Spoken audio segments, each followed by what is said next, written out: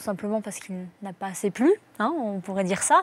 Mais pas seulement, il y a aussi la chaleur. C'est le couplage déficit pluviométrique et chaleur qui rend cette sécheresse sévère, car lorsqu'il fait chaud, eh bien, la végétation a besoin de plus d'eau, prélève plus d'eau dans les sols. On parle d'évapotranspiration.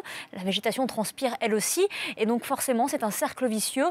Plus il fait chaud, plus la nature a besoin d'eau et plus les sols s'assèchent rapidement. Voilà la raison. Quelles conséquences alors pour la capitale? Parce qu'on parle souvent de la sécheresse en milieu rural. Comment ça se passe en ville? C'est-à-dire que ça sous-entend un certain nombre de restrictions en termes de prélèvement d'eau, notamment le remplissage des piscines. Alors c'est vrai qu'à Paris, on n'a pas non plus énormément de piscines, mais aussi le nettoyage des voies publiques, des trottoirs, l'alimentation des fontaines publiques. Donc tout ça, ce sont des mesures qui sont prises par la préfecture. Mais qu'on s'entende bien sur ce point, on ne parle pas de sécheresse sévère en profondeur. C'est une sécheresse de surface, car en profondeur, en ce qui concerne les nappes phréatiques, tout va plutôt bien. En tout cas, j'ai eu le BRGM au téléphone tout à l'heure, le Bureau de recherche géologique et minière. C'est ça, donc j'ai pris quelques petites notes quand même pour ne pas me tromper.